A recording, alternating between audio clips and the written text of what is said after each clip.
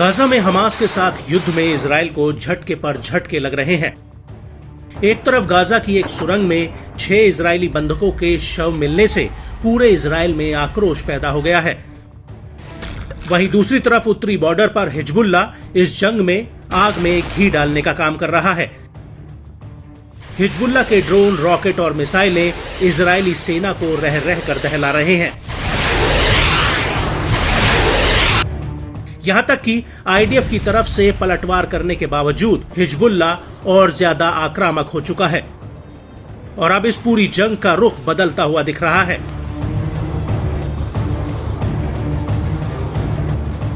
उसकी सबसे बड़ी वजह है हिजबुल्ला के हवाई हमले, जो पूरे उत्तरी इजराइल से लेकर अन्य इलाकों के लिए एक बड़ा खतरा बन गए हैं। बीते दिनों में हिजबुल्ला ने ड्रोन हमलों के मामले में महारत हासिल की है, जिसका तोड़ आईडीएफ के पास भी नहीं है और खुद इजरायली मीडिया भी इस बात को बखूबी समझ रहा है।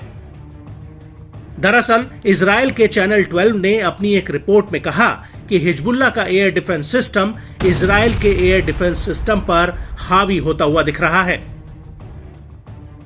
चैनल का कहना है कि इजरायली एयरफोर्स के अधिकारियों को हिजबुल्ला की हवा में बढ़ती ताकत से पैदा हो रहे बड़े खतरे का एहसास हो चुका है, क्योंकि हिजबुल्ला ईरान से एयर डिफेंस सिस्टम लेने में कामयाब रहा है। साथ ही उसके पास अब कंधे पर रखकर चलाई जाने वाली हैवी मिसाइल और उसके प्लेटफॉर्म मौजूद है, जो लेबनान के आसमान में इजरायली जेट्स को गिरा सकते हैं। इसकी वजह से इजरायली एयरफोर्स की लेबनान के भीतर हवा में ताकत कम हो सकती है। चैनल 12 का कहना है कि मौजूदा और पिछले 11 महीनों में हिजबुल्ला की ये उपलब्धि बताती है कि कैसे उसने इजराइल के 5 बड़े 450 हर्मीज और 900 हर्मीज ड्रोन को मार गिराया है। हालांकि चैनल 12 का कहना है कि उसकी शुरुआत आज से करीब 5 साल पहले ही हो गई थी, जब हिजबुल्ला ने लेबनान में इजरायली जेट्स के लिए रेडार लॉक करना शुरू कर दिया था।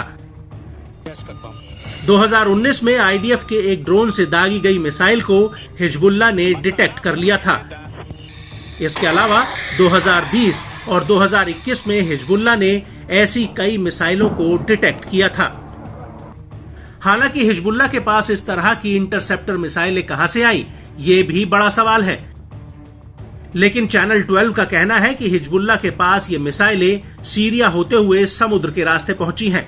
यहां तक कि इन मिसाइलों की डिलीवरी में रूस के बड़े अधिकारियों का भी हाथ हो सकता है। इसके अलावा इन हथियारों को चलाने की ट्रेनिंग हिजबुल्ला को ईरान की कुद्स फोर्स से मिलती है, जिन्हें सीरिया और ईरान में ट्रेन किया गया है। और इससे भी ज्यादा बड़ी बात यह है कि लेबनान में हथियारों का जखीरा इकट्ठा करने के पीछे सीधे सीधे ईरान का हाथ है।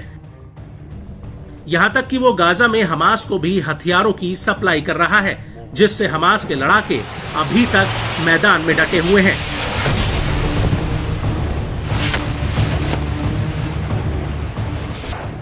और यही वजह है कि गाजा से ज्यादा अब लेबनान बॉर्डर इजराइल के लिए एक बड़ा खतरा बन चुका है।